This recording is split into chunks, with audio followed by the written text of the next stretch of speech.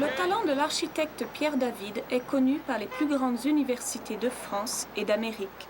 Il vient d'être propulsé au devant de la scène internationale en arrivant parmi les 3 finalistes du concours pour le Memorial du World Trade Center.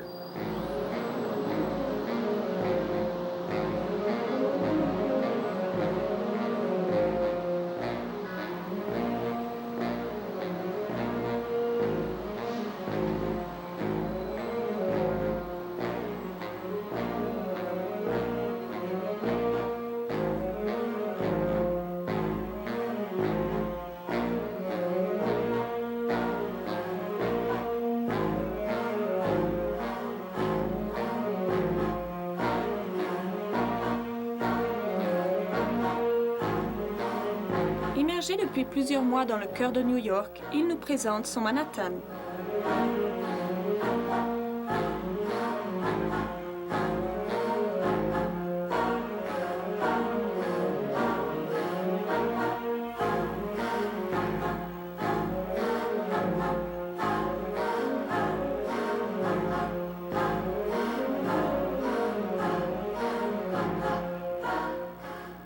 Ce qui est très surprenant dans la presqu'île de Manhattan, c'est qu'au fond, la forme de la presqu'île elle-même ressemble à un embarcadère. C'est-à-dire qu'on entre dans cette presqu'île et on a le sentiment d'être déjà reparti, ou peut-être même pas encore arrivé.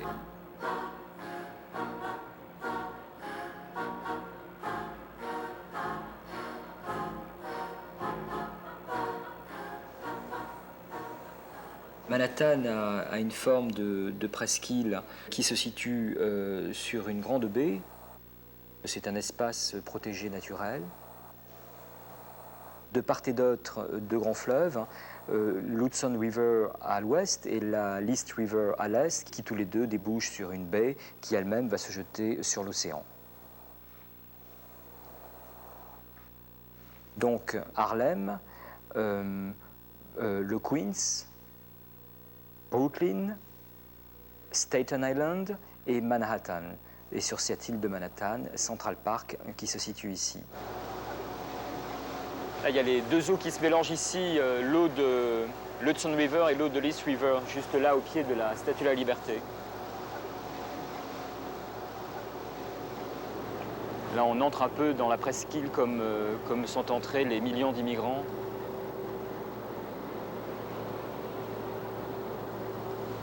Pas très loin de Battery Park.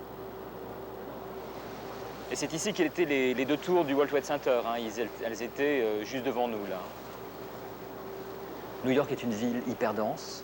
Et il est bien difficile d'entrer dans cette ville qui se présente d'une façon très frontale. En effet, on va remarquer donc le skyline new-yorkais un peu comme un mur.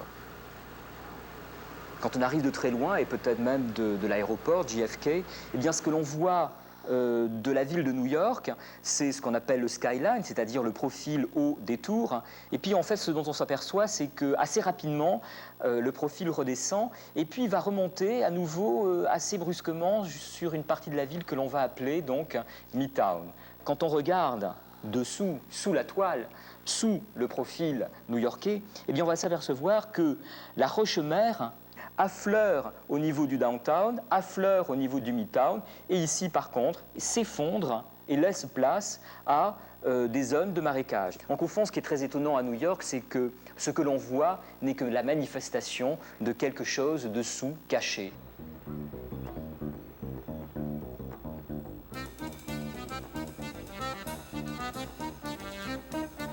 La logique est dedans, la logique est dans le sol.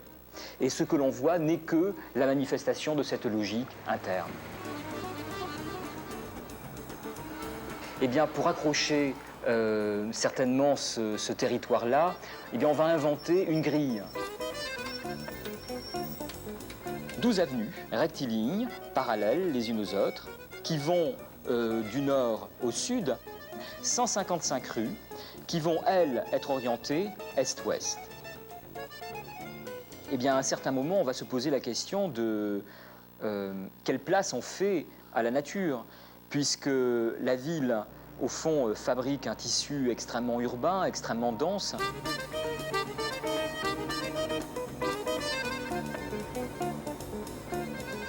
Et là vient un projet extraordinaire, dessiné par Frederick Law Olmsted.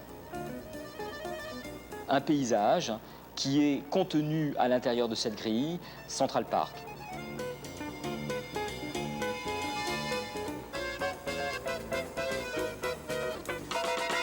Ce qui est très étonnant, c'est qu'au fond, Frederick Law Olmsted n'avait pas pour image ces grands buildings qui venaient encercler ce morceau de paysage.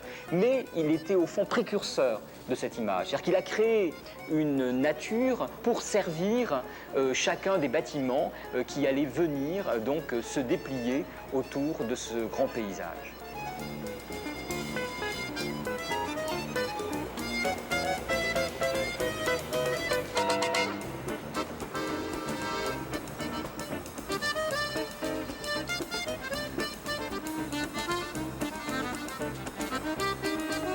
Les New-Yorkais savent bien que ce n'est pas un morceau de nature.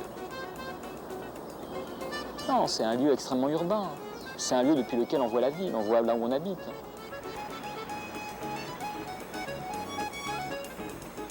Central Park, c'est le balcon. C'est le lieu depuis lequel la ville est magnifiée. C'est le lieu naturel, entre guillemets, depuis lequel la ville apparaît comme une seconde nature.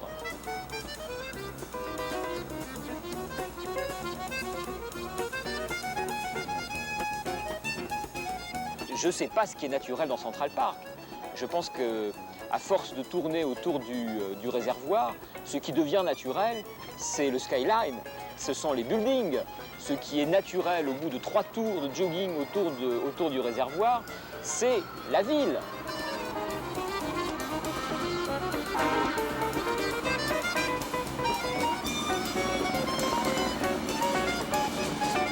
Mais c'est pas gênant d'entendre les hélicoptères.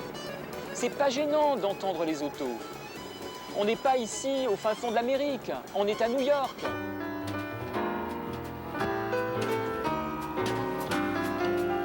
Bientôt, c'est la fin du dimanche.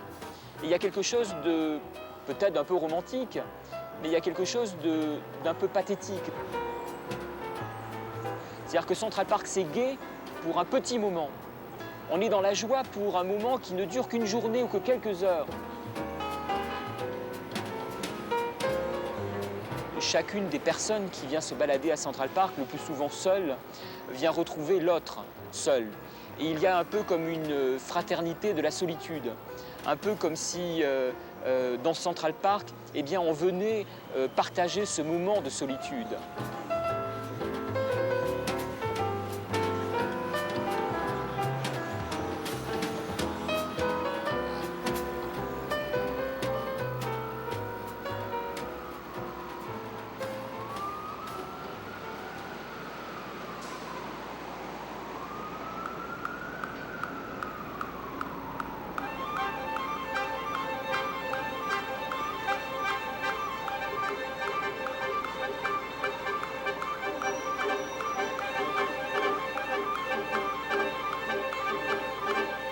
Eh bien, quand cette grille se met en place, elle fait place tout de même à un chemin qui est le chemin des Indiens, qui est ce chemin qui est Broadway. Ce chemin d'Indiens, il menait certainement donc du nord vers le sud.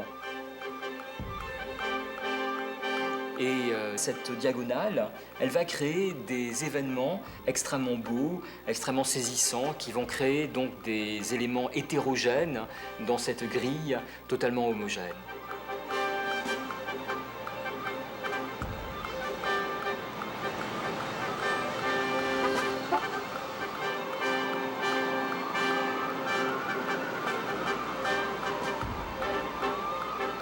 Et là, le Flatiron est un élément extrêmement vertical, très plat.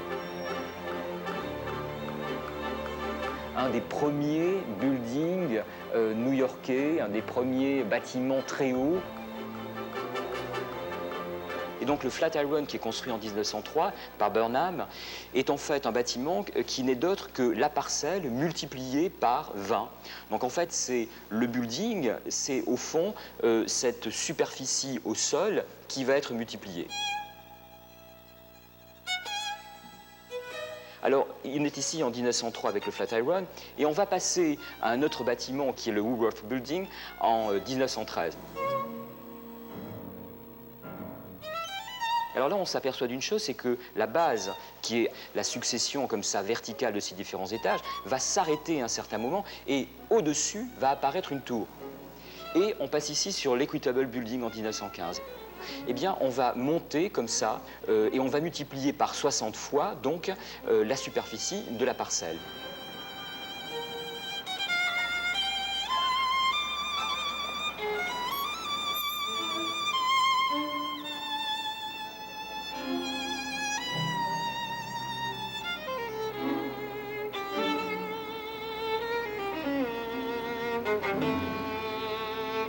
Eh bien, ce bâtiment-là va faire peur aux New-Yorkais, puisque la lumière ne va plus rentrer à l'intérieur même des rues qui jouxtent ce bâtiment-là, et ça va créer un effroi incroyable parmi les New-Yorkais. Et c'est donc en 1916 qu'il y a cette fameuse loi de zonage qui va complètement redessiner le skyline new-yorkais.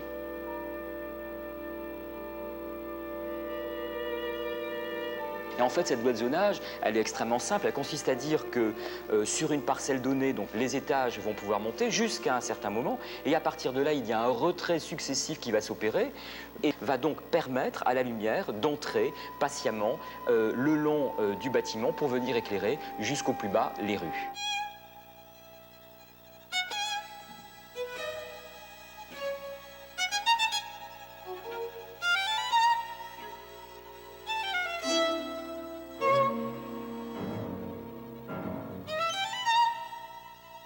New York est une multiplication d'effets et une collection de bâtiments qui vont se représenter.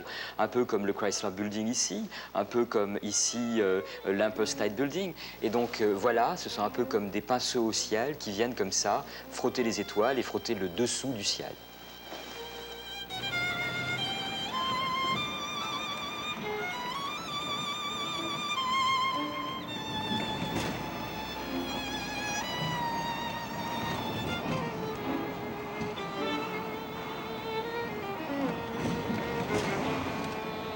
Tiens, alors là, c'est un bâtiment extraordinaire puisqu'on est vraiment à l'origine de l'elevator, de l'ascenseur.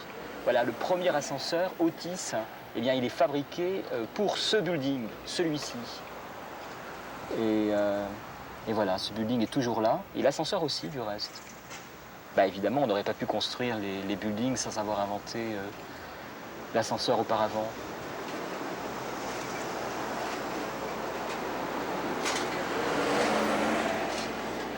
Alors, ce qui est aussi extrêmement intéressant dans ces bâtiments sur la grille, c'est que non seulement ils cherchent à constituer des façades, mais aussi à créer des angles et à faire tourner l'espace sur l'angle. Alors celui-ci, dans le bâtiment rouge, ce bâtiment ne sait plus s'il est sur Broadway ou il est sur une rue sur Broome.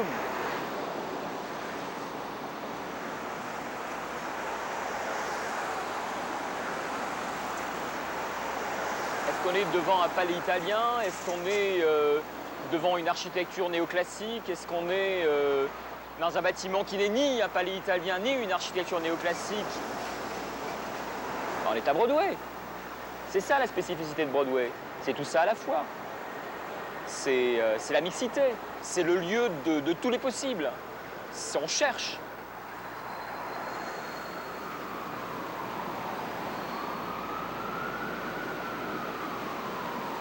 Ce qui est passionnant ici dans ces bâtiments à Broadway, c'est que certains d'entre eux ne cachent plus leur structure, ne cachent plus leur squelette.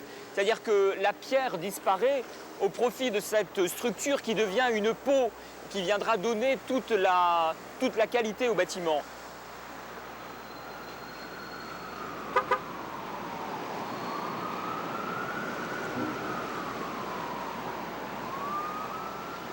Jusque dans les années 60, c'est un bâtiment extrêmement mat, extrêmement cossu, très lourd, et la structure métallique qui est, elle, derrière, est totalement cachée. Jusque dans les années 60, où là, avec Misandero et le Seagram Building, cette structure va réapparaître, va s'exprimer pour donner encore plus de verticalité au bâtiment.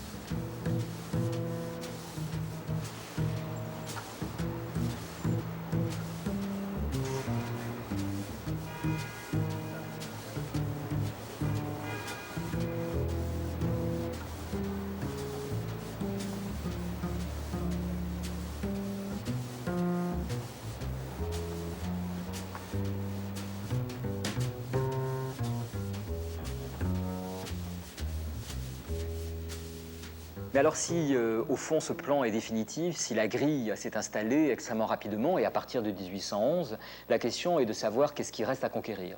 C'est-à-dire qu'on a conquis, au fond, la presqu'île elle-même, on a conquis le sol par-dessus cette grille, et donc se pose la question de mais qu'est-ce qui reste à conquérir?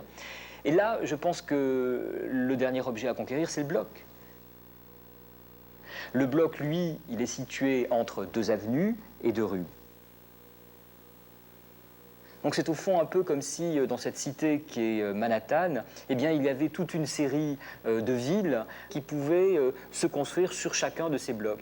Et là, il y a aussi l'idée qu'au fond, les promoteurs, les architectes vont pouvoir dialoguer entre eux par blocs interposés. C'est-à-dire qu'au fond, c'est à celui qui va prendre le bloc dans sa totalité et va construire une utopie.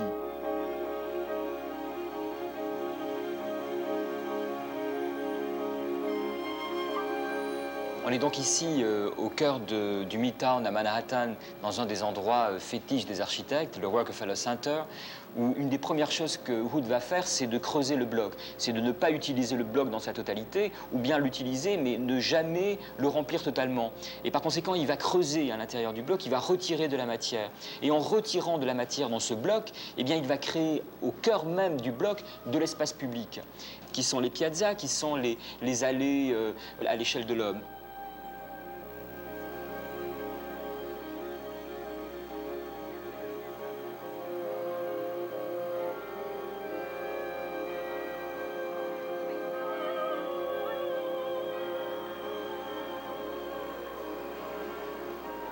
Et ce qui est extraordinaire ici, c'est que les bâtiments du Rockefeller, de l'ensemble du Rockefeller, entrent en conversation. Ils sont solidaires les uns des autres. Et ils sont solidaires les uns des autres pour constituer en bas un espace public. Oui, la rue que l'on voit là n'est pas une rue, hein. C'est un espace créé par le Rockefeller Center.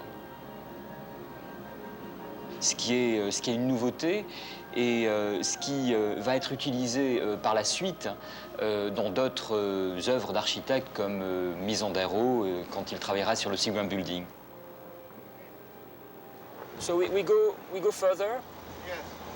Where do you want to go, Asian Society? We want to go to the Seagram Building, which is on the right, but I will tell you where it is. I think it's 2 blocks or 2 or 3 blocks, sir.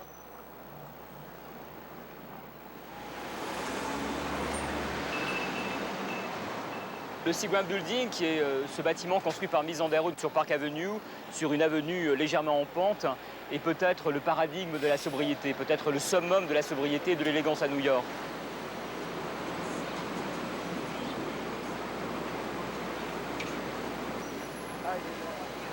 Il se retire de l'alignement de la rue, il va créer ici une piazza pour les gens, pour qu'ils puissent s'installer et déjeuner entre midi et 2 heures. Il se relève très légèrement, l'espace vient glisser sous le bâtiment.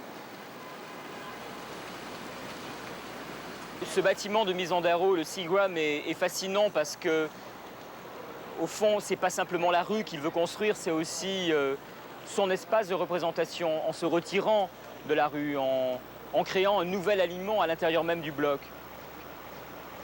En créant cet espace de représentation, il crée aussi peut-être un des premiers espaces publics à New York.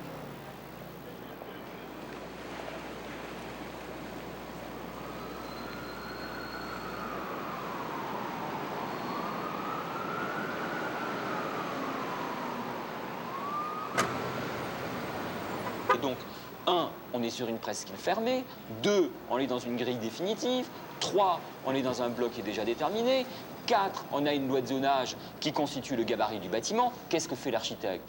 Eh bien, l'architecte, il rêve.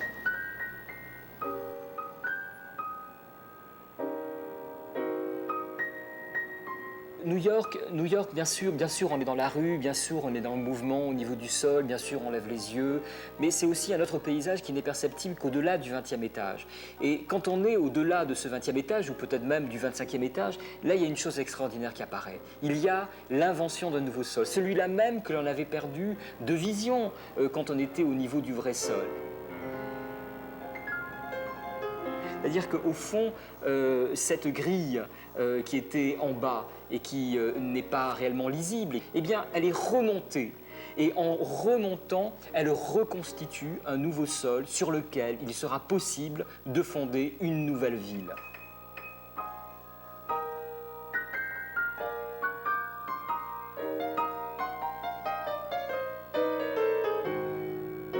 Si on sait que New York, c'est toute une série de quartiers avec des humeurs très différentes, on pourrait se poser la question de qui est-ce qui fait le lien entre tous ces quartiers. Alors bien sûr, c'est la grille qui fait le lien, mais je crois que c'est soi. Ce qui fait le lien, c'est la grille, et c'est un sujet qui marche dans cette grille. Ok, donc là, on quitte Greenwich Village, on croise la 9e avenue et on va entrer dans Meatpack, qui est le quartier où sont installés toutes les hangars à viande. Marchand de légumes. Alors vous allez voir, c'est assez étonnant parce que c'est dans ce quartier-là où l'on va aussi retrouver les boutiques les plus chics. New York, ville ouverte, tout est possible. Alexander McQueen qui cohabite avec les carcasses de viande.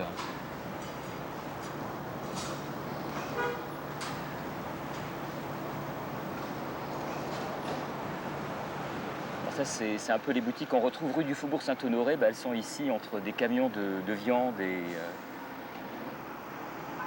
Non mais moi je me demande comment la soie peut rencontrer ces carcasses. Ils sont plus là dans 2 ans, eux. Hein.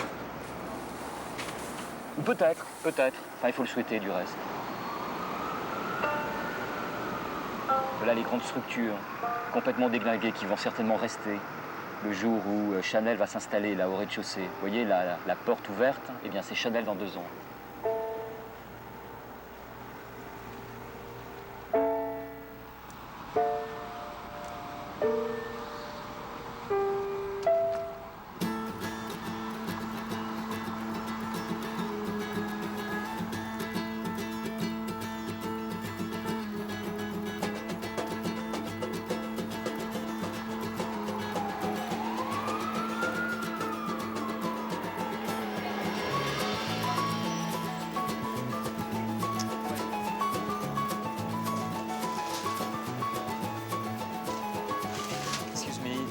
Plain potato delicious, please, hot. Le Lower East Side est un quartier extrêmement poignant, extrêmement émouvant, puisque c'est au fond le lieu où l'Amérique a commencé, le continent américain s'est peuplé à partir de cet espace-là.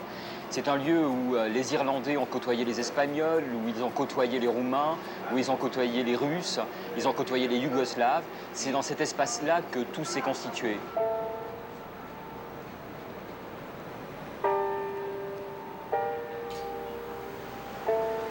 Cette ville raconte l'odyssée humaine, raconte l'odyssée des cultures et des civilisations qui ont bougé tout autour de la planète. Elle raconte évidemment le drame de cultures qui sont parties de leur territoire, qui sont parties pour venir ici s'inscrire dans une nouvelle dimension possible. New York exprime tous ces désirs, toutes ces lueurs aux yeux que les hommes ont pour construire une vie meilleure. Et New York sans cesse raconte cette histoire-là.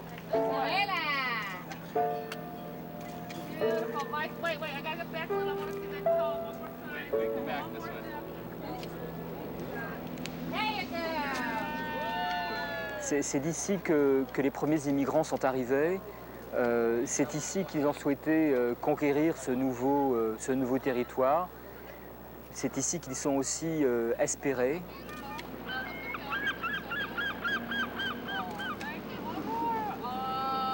Donc ici à Battery Park, au bout de la presqu'île de Manhattan, au fond, peut-être que si les New-Yorkais descendent ici en fin d'après-midi le dimanche, c'est peut-être pour se souvenir d'où ils viennent. Il y a ici un moment assez délicat, assez fragile, où les 2 continents viennent se plier, le continent américain et le continent européen. Et je crois que pour nous tous, être là, c'est être aux origines.